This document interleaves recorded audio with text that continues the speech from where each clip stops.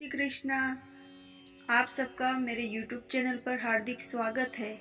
आज मैं आपको शंकर भगवान और कुबेर की कहानी सुनाऊंगी।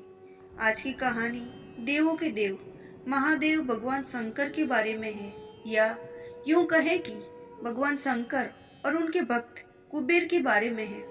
शिव भक्तों को ये कहानी पूरी सुननी चाहिए। कहानी कुछ इस प्रकार है। कुबेर, जिनको धन के देवता कहा है, यह यक्षों के भी देवता है। कहते हैं कि लंका पहले कुबेर की थी। रावण ने जब लंका पर कब्जा किया और कुबेर को वहां से निकाल दिया, तो कुबेर को मुख्य भूमि की तरफ जाना पड़ा। प्रजा और राज्य को खोने के बाद कुबेर निराश हो गया था, इसीलिए उसने भगवान शिव की आराधना और भक्ति शुरू कर दी। इस तरह से कुबेर एक शिव भक्त बन गया। कुबेर ने बहुत कड़ी तपस्या की और भगवान शिव को प्रसन्न किया। भगवान शिव ने उसकी तपस्या से प्रसन्न होकर उसे एक नया राज्य दिया और संसार का सारा धन उसको दे दिया। इस तरह से कुबेर धन का देवता बन गया और लोग धन और कुबेर को एक समान मानने लगे। संसार का सबसे धनी व्यक्ति बनने के बाद कुबेर भगवान शिव को बहुत कीमती कीमती वस्तुएं चढ़ाने लगे। धीरे धीरे उसे लगने लगा कि वह शिव का इतना महान भक्त है और वह इतनी सारी बहुमूल्य वस्तु भगवान शिव को चढ़ाता है।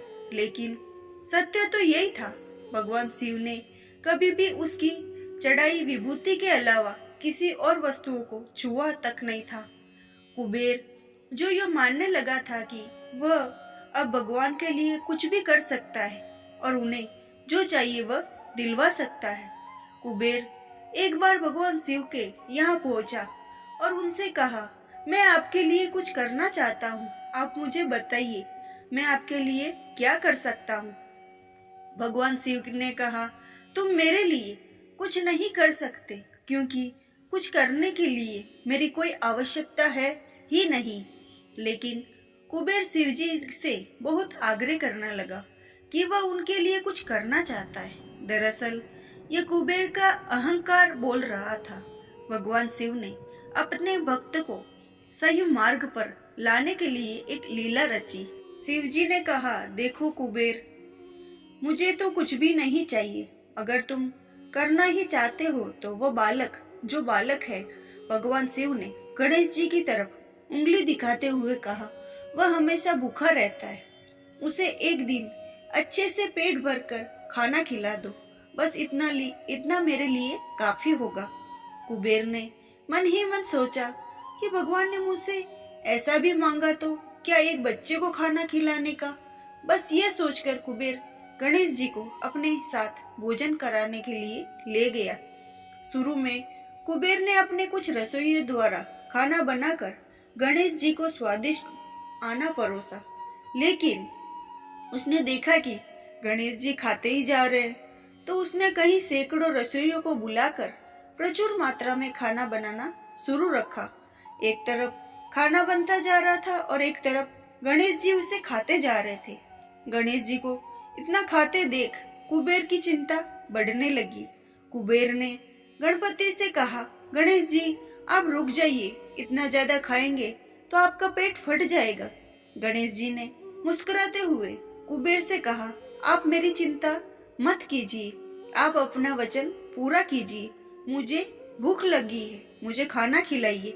कुबेर का अहंकार खत्म करने के लिए गणेश जी ने इतना खाना खाया कि कुबेर का सारा खजाना खत्म हो गया। यहाँ तक कि कुबेर को दूसरे लोगों से भी खाना मंगवाना पड़ा। कुबेर को इस बात का ज्ञान हो गया कि उसके विचार के छोटेपन की वजह से उसने अपने आप को भगवान शिव का महान भक्त समझ लिया था, जबकि सच बात तो यह थी कि भगवान ने जो कुछ उसे दिया है उसी का थोड़ा हिस्सा वो भगवान को दे रहा है, जबकि इस संसार का सारा धन भगवान के लिए एक तिनके भर से भी ज्यादा नहीं है। उसने भगवान शिव के पास जाकर अपनी गलती की माफी मांगी और उस दिन से उसकी जीवन दशा भी बदल गई। दोस्तों, भगवान शंकर कितने दयालु और भोले हैं, इस बात से हम सभी परिचित हैं। वह अपने अच्छे और बुरे सभी भक्तों पर अपने दया दृष्टि बनाए रखते हैं। पूरी कहानी ध्यान से सुनना और धन्यवाद। अंत में यही कहना चाहूंगी, भोलेनाथ आप सभी को सुखी रखे। राधे राधे।